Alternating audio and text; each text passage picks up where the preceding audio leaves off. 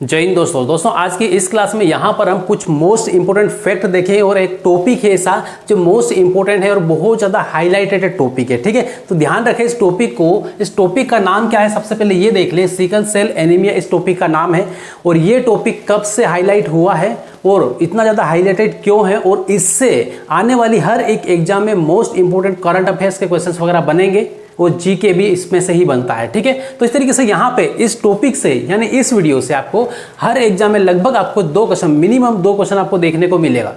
ठीक है, अब यहाँ पर ऐसा मैंने क्यों बोला, यहाँ पे 2 क्वेश्चन इससे मिलेंगे, ये टॉपिक जो है ये इतना इंपॉर्टेंट क्यों है, इसके बारे में हम डिटेल में जानेंगे और ये जानेंगे यहाँ पर कि जो बीमारी है वास्तव में सिकल सेल एनीमिया ये क्या होता है। ठीक है, प्रशासन, शासन और जितने भी अधिकारी है, मान लो जितने भी नेतागण है, इस पर बहुत ज़्यादा फोकस इस साल क्यों किया। ठीक है, तो देखो यहाँ पर इसका सारा सब कुछ रीजन और फैक्ट, सारे एक एक फैक्ट मिलेंगे आपको, एक भी फैक्ट बाहर नहीं जाएगा इससे बाहर। ठीक है, यदि एग्जाम में कोई भी इससे जुड़ा हुआ पूछा गया तो देखें यहाँ पर इंग्लिश में यहाँ पे लिखा हुआ है सिकल सेल एनीमिया और हिंदी में भी वही लिखा हुआ है। ठीक है, अब यहाँ पर सबसे पहला पॉइंट यहाँ पर ध्यान से आप देखें तो 2023-24 का जो बजट जब पेश किया था हमारे देश की वित्त मंत्री के द्वारा, और वित्त मंत्री कौन है तो निर्मला सीतारमण, ये हमारे देश की वित्त मंत्री है। इनके द्वारा जो बजट 2023-24 का पेश किया गया था उसी के थ्रू वहां से ही इस सिकल सेल एनीमिया को हाईलाइटेड किया गया। ठीक है, हाईलाइट किया गया कैसे,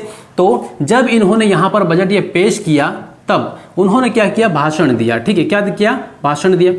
जब भी भाषण मान से बजट पेश करते हैं तो उसमें 1 घंटे का, 1.5 घंटे का भी, 2 घंटे का भी स्पीच होता है वित्त मंत्री का। ठीक है, फाइनेंस मिनिस्टर का। तो वित्त मंत्री के द्वारा जब भाषण दिया गया तो उसमें सिकल सेल एनीमिया के ऊपर भी इसके बारे में बताया गया और इस पर डिस्कस किया गया, और फिर यहाँ पर एक टारगेट सेट किया गया कि जो सिकल सेल बीमारी है ये बहुत ही घातक बीमारी है। मतलब एक प्रकार से ये है कि इसका अभी तक कोई परफेक्ट इलाज नहीं हो पाया, कोई मेडिसिन इसके लिए नहीं बन पाई है। ठीक है, तो यहाँ पर क्या है कि सरकार के द्वारा एक लक्ष्य तय किया गया कि जो सिकल सेल एनीमिया है ये 2047 तक पूरी तरीके से समाप्त करना है या समाप्त करने का लक्ष्य रखा गया।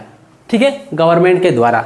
अब यहाँ पे ये बात अलग है कि यहाँ पे 2047 ही क्यों रखा, इतना ज़्यादा लंबा से कि जो टाइम पीरियड है ये इतना क्यों रखा। ठीक है, 5 साल हो सकते हैं, 10 साल हो सकते हैं। ठीक है, लेकिन उन्होंने डायरेक्ट यहाँ पर कितना 2047 तक गए। ठीक है, तो इस तरीके से यहाँ पे देखें, मतलब यहाँ पे सीधे सीधे बोलो तो कितने साल का अंतर है, तो यहाँ पे आपको मिल जाएगा 7 में से 4 को माइनस कर लो तो 3 आ जाएगा, और 4 में से 2 को माइनस कर लो तो 2 आ जाएगा, मतलब 23 साल का सीधे सीधे। इतना लंबा टाइम पीरियड, मतलब ये है कि अब मान लो से इतना 23 साल के अंदर अंदर या 23 साल में कंप्लीटली इस बीमारी को रिमूव करना है इंडिया से। ठीक है, ये यहाँ पे टारगेट है। अब फिर यहाँ पे देखें कि इसके लिए जो एक मिशन चलाया गया अभी फिलहाल में गवर्नमेंट के द्वारा। ठीक है भाई, कोई भी काम करेंगे उसके लिए एक मिशन प्रारंभ किया जाता है। ठीक है, एक टारगेट लेकिन कोई एक संगठन टाइप से या फिर कोई उद्देश्य होता है जिसको आगे बढ़ाने के लिए एक मिशन को प्रारंभ करते हैं, और इस सिकल सेल एनीमिया के लिए, इसको समाप्त करने के लिए जो मिशन स्टार्ट किया है उस मिशन का नाम क्या है, तो यहाँ पर ये है मिशन मोड। क्या नाम है, मिशन मोड। यहाँ पे क्या है, ये मिशन का नाम है। और बाकी यहाँ पे क्यों स्टार्ट किया, तो सिकल सेल एनीमिया को समाप्त करने के लिए। ठीक है, तो इस यहाँ पे ये जो मिशन मोड है इसको ध्यान रखना है कि ये किसके लिए प्रारंभ किया गया, क्वेश्चन ये आ सकता है, इसलिए अच्छे से ध्यान रखें इसको। ठीक है, कब तक समाप्त करने का लक्ष्य है, तो लक्ष्य यहाँ पर कब तक है, 2047 तक। ठीक है, ये लक्ष्य है। क्लियर है, तो इस तरीके से यहाँ पे ये मोस्ट इंपोर्टेंट फैक्ट तो पहले ही 2 बन गए। अब इसके बाद फिर यहाँ पर आते हैं कि जो सिकल सेल एनीमिया है ये होता क्या है, ये बीमारी क्या है, मतलब किस टाइप की बीमारी होती है, कैसे होती है। तो ठीक है, इसके बाद थोड़ा सा यहाँ पे जान लें। तो यहाँ पे सिंपली यहाँ पे क्या होता है, ये सिकल सेल एनीमिया ये जेनेटिक ब्लड डिसऑर्डर है। जेनेटिक ब्लड डिसऑर्डर है, इसका मतलब ये है कि ये क्या है कि एक आनुवांशिक बीमारी है। मान लो से कि किसी बच्चे में है तो वो उस बच्चे में तभी वो बीमारी आई जब उनके पेरेंट्स में होगी। ठीक है, उनके पेरेंट्स में कहाँ से आई, तो उनके पेरेंट्स से आई होगी। ठीक है, इस तरीके से पीढ़ी दर पीढ़ी ये बीमारी क्या होती चलती जाती है यदि इस पर ध्यान नहीं दिया है। ठीक है, तो इस तरीके से यहाँ पे ये क्या है, सिकल सेल एनीमिया ये जेनेटिक ब्लड डिसऑर्डर है, यानी आनुवांशिक बीमारी, आनुवांशिक बीमारी। ठीक है। तो इस तरीके से यहाँ पर इस बीमारी को ध्यान रखना है कि ये बीमारी किस टाइप की, तो अनुवांशिक बीमारी है, ये किसी बैक्टीरिया की वजह से या फिर नॉर्मल इस तरीके से किसी भी को नहीं होती, ठीक है। ये पहले से इस परिवार में कहीं ना कहीं किसी न किसी सदस्य में होती है, तो पेरेंट्स में, तो उन्हीं से कहाँ पे आती है, बच्चों में आती है, ठीक है। अब फिर यहाँ पर देखें अगला, तो यहाँ पे जो सिकल सेल एनीमिया है ये क्या है, तो यह विकारों का समूह है। क्या है? विकारों का समूह है। तो और विकारों का समूह तो ये करता क्या है, तो विकारों का समूह है जो हीमोग्लोबिन को प्रभावित करता है। किसको? हीमोग्लोबिन को प्रभावित करता है। मतलब ये है कि ये जो बीमारी है ये किसको नुकसान पहुंचाती है, तो हीमोग्लोबिन को। अब हीमोग्लोबिन कहां पर होता है, तो हीमोग्लोबिन होता है कहां पर, अपने ब्लड में, ठीक है, ब्लड में होता है।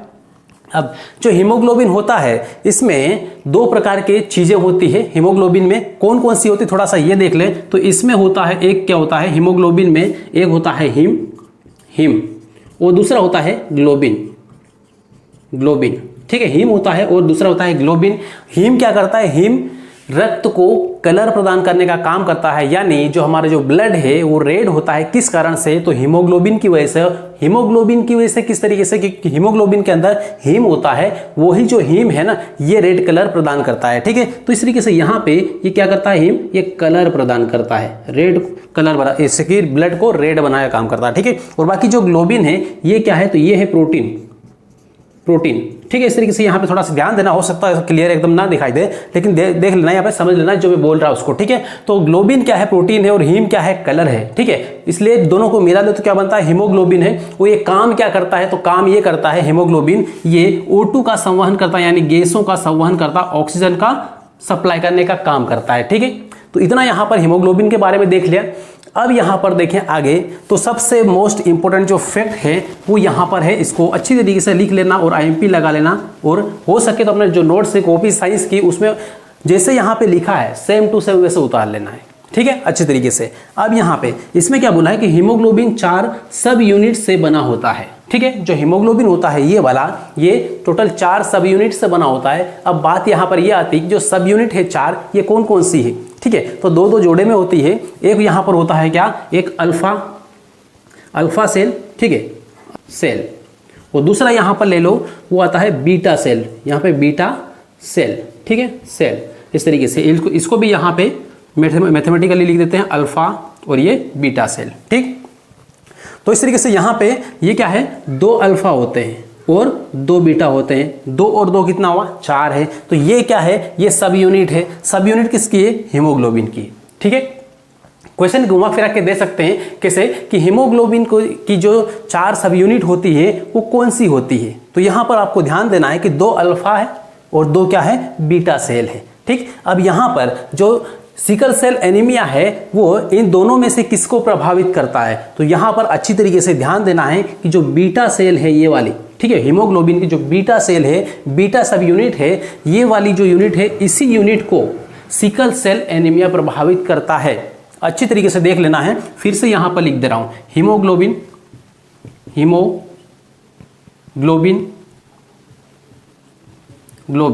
ठीक है, हीमोग्लोबिन। अब हीमोग्लोबिन में क्या है, 2 अल्फा सेल और 2 बीटा सेल, ठीक है, 2 बीटा सेल, बीटा, ठीक है। इस तरीके से ये क्या है, हीमोग्लोबिन की सब यूनिट है। अब जो सिकल सेल ये प्रभावित करता है किसको, तो ये बीटा सेल को प्रभावित करता है, ठीक है। ये सिकल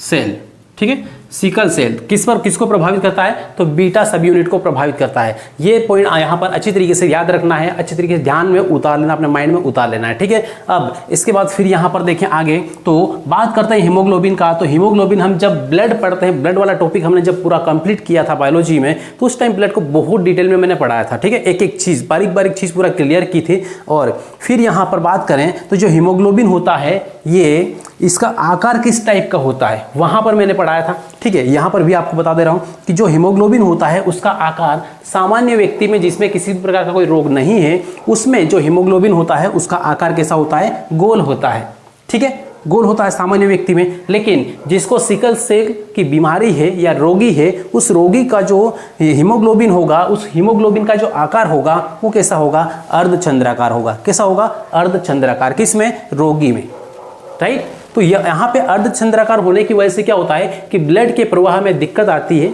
ठीक है। उसमें उसके कारण क्या ब्लड प्रवाह में दिक्कत आएगी तो बहुत सारी अलग अलग टाइप की बीमारियां जन्म लेती है, ठीक है। जैसे हाई ब्लड प्रेशर है, लो ब्लड प्रेशर है, बाकी इससे हाइपर टेंशन टाइप की से हो जाता है, ठीक है, टेंशन टाइप से, इस टाइप से बहुत सारी अलग अलग दिक्कतें आती है, ठीक। तो ये है क्या आकार कैसा है, तो अर्धचंद्राकार है, ठीक है, याद रखना है। प्रश्न यहाँ पर बनेगा कि सिकल सेल रोगी में जो हीमोग्लोबिन का आकार होता है वो आकार कैसा होता है, तो कैसा होगा, अर्धचंद्राकार। क्लियर है इतना? चलिए यहाँ पे इसको ध्यान से लिख लें और फिर बढ़ते हैं आगे। चलिए दोस्तों, अब यहाँ पर देखें और नेक्स्ट पॉइंट यहाँ पर ये है कि सिकल सेल के बारे में हम बात यहाँ पर कर रहे हैं, ठीक है, लेकिन इसकी खोज कब की गई, ये कब सामने आया, कब पता चला कि हाँ ये जो बीमारी है ये सिकल सेल है, ठीक है। तो देखें यहाँ पर ध्यान से, यहाँ पर इसकी जो खोज है ये खोज किसने की, तो डॉक्टर जेम्स हेरिक ने। डॉक्टर जेम्स हेरिक डॉक्टर थे, कहाँ के, तो स्पेन के डॉक्टर थे। कहाँ के? स्पेन के एक डॉक्टर थे जिन्होंने यहाँ पे इसकी सिकल सेल जो रोग है इसकी खोज की। अब खोज कैसे हुई, ठीक है, थोड़ा सा ये देख ले, और कब की गई, तो यहाँ पे सबसे पहले यहाँ पे देख लो कब की गई, तो यहाँ पे 1910 में इसकी खोज की गई थी। मतलब काफ़ी टाइम पहले इसकी खोज हो चुकी थी कि हाँ सिकल सेल बीमारी होती है, लेकिन इसके ऊपर उतना ज़्यादा ध्यान नहीं दिया गया, ठीक है। तो अब यहाँ पर ये देखें कि जो डॉक्टर हैं जेम्स हेरिक, जब ये इलाज कर रहे थे तो कई बार बहुत सारे पेशेंट्स का इलाज किया इन्होंने, ठीक है, डेली इलाज वगैरह करते हैं, लेकिन एक बार एक पेशेंट ऐसा आया जिसमें कुछ अलग ही लक्षण उनको दिखाई दे रहे हैं, ठीक है। उनके ब्लड की जब जांच की गई तो ब्लड में कुछ अलग ही उनके जो लक्षण हैं, विशेषताएं कुछ अलग ही उनको पता चली, ठीक है।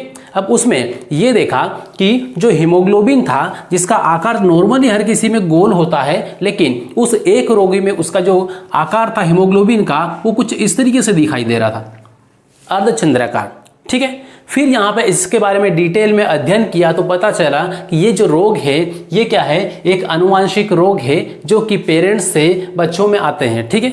और ये बहुत रेयर केस में, हर किसी को मतलब नॉर्मल जो बीमारी होती है दूसरी इस तरीके से नहीं होता है, बहुत रेयर केस में होता है, लेकिन जब ये बीमारी होती है तो बड़ा खतरनाक होती है क्योंकि इसका इलाज नहीं, ठीक है, इसकी मेडिसिन अभी परफेक्टली इसके लिए नहीं बनी है, ठीक। तो इस तरीके से इन्होंने क्या किया, जांच की और फिर यहाँ पे इसकी खोज की, ठीक है, एक पेशेंट के थ्रू।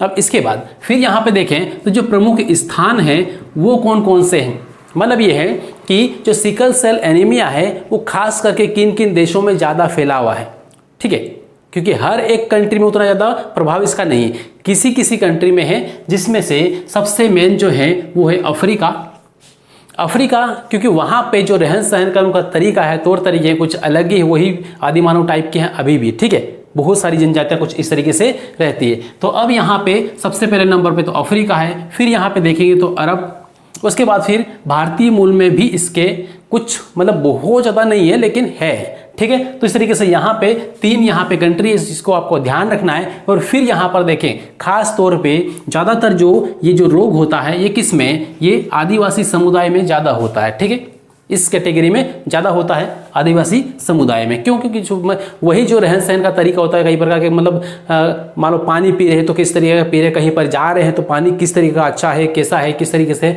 बहुत सारी फैक्टर उसमें मान्य रखते हैं, ठीक है। इस तरीके से यहाँ पे केवल इसको ध्यान रखना है। और बाकी ये जो वीडियो है, इस वीडियो को ये जरूरी नहीं है कि केवल जो कॉम्पिटिटिव एग्जाम की तैयारी कर रहा केवल वो ही इस वीडियो को ध्यान से देखें और समझें। ये वीडियो एक अवेयरनेस के लिए है, बाकी रेलवे के लिए, कॉम्पिटिटिव एग्जाम के लिए तो मोस्ट इंपॉर्टेंट है ही, ठीक है। इससे क्वेश्चन आपको पूछे जाएंगे क्योंकि हाईलाइटेड टॉपिक है ये, लेकिन एक अवेयरनेस वीडियो भी है ये, ठीक है। इसलिए इस वीडियो को जितना ज़्यादा हो सके आपके जितने भी ग्रुप्स बने हुए हैं उन सभी में शेयर जरूर करें, ठीक है, ताकि हर कोई इसके बारे में जान ले। और बाकी सरकार के द्वारा इसको लेके काफ़ी ज़्यादा से कि एक प्रकार से ध्यान दिया गया है और कई प्रकार से शिविर भी इसको लेकर लगाए गए थे। अभी थोड़ा टाइम इस वर्ष के दौरान में काफ़ी बार शिविर वगैरह लगाए गए, ठीक है। यो आपने पेपर में पढ़ा होगा, बाकी नॉर्मली भी से कि आप गए हो कभी शिविर में तो देखा भी होगा, ठीक।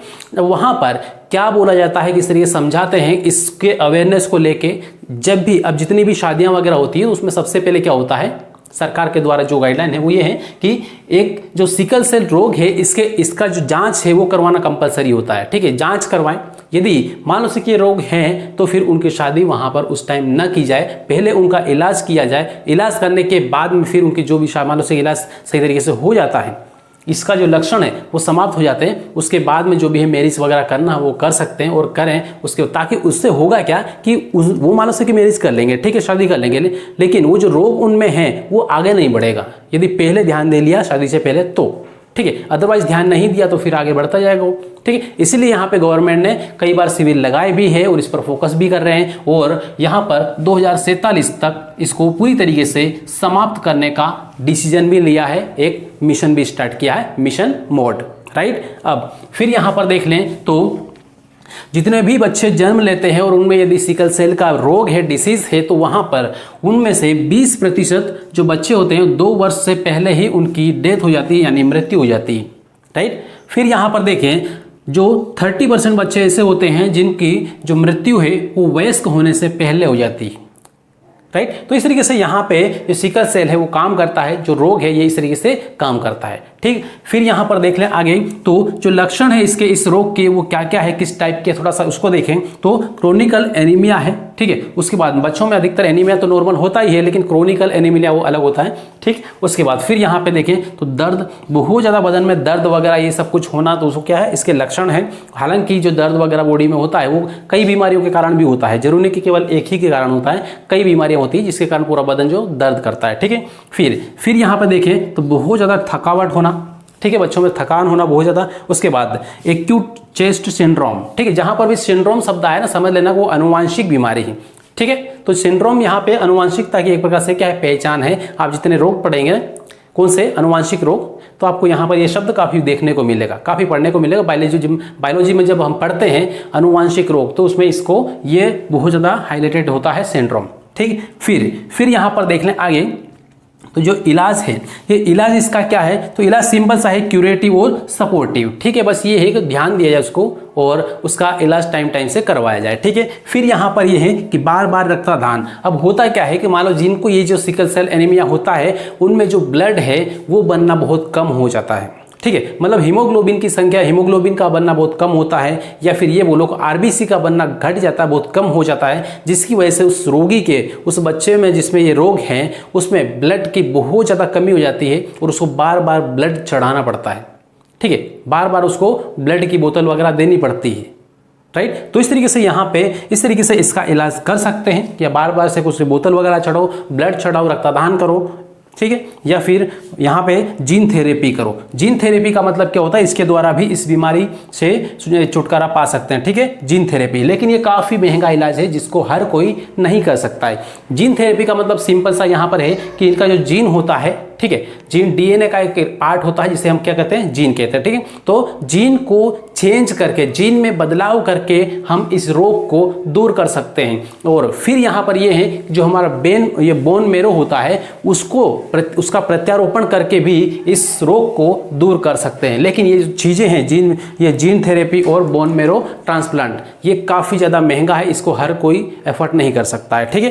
तो इस तरीके से यहाँ पे ये सारा सब कुछ क्या है, पूरी डिटेल कहानी, डिटेल एक्ट, मतलब एक से एक सारा फैक्ट यहाँ पे शामिल किए हैं। और हर एक एग्जाम के लिए, चाहे यहाँ पे ले लो आरआरबी, एएलपी, आरपीएफ या फिर टेक्नीशियन या फिर ग्रुप डी, फिर यहाँ पे साथ में ले लो एसएससी, ठीक है। एसएससी में जितनी एग्जाम्स होती है सारे सब कुछ है, तो यहाँ पे अच्छी तरीके से इसको लिख लेना है, समझ लेना है और इस वीडियो को एक बार रिवाइज जरूर कर लेना है, ठीक है। और बाकी आप चैनल पे नए हो तो सबसे पहले चैनल को सब्सक्राइब कर लेना है और बेल आइकन जरूर दबा लेना है। और थोड़ी सी मेहनत ये करना है, इस वीडियो को शेयर कर देना हर ग्रुप में, ताकि हर कोई लोग यहाँ पे जान सके कि जो सिकल सेल जो एनीमिया होता है ये क्या होता है, ठीक है। और इसके बारे में थोड़ा सा अवेयरनेस फैल सके, ठीक है, ताकि हर कोई जानेगा, हर कोई समझेगा इसको, तो थोड़ा सा सावधान इंसान रह सकता है, राइट। तो इस तरीके से यहाँ पे ये सारा सब कुछ पूरा टॉपिक था, क्या, सिकल सेल एनीमिया, और यहाँ पर ये पूरा कंप्लीट होता है। चलिए तो दोस्तों अब यहाँ पर मिलेंगे अगली क्लास में, तब तक के लिए जय हिंद।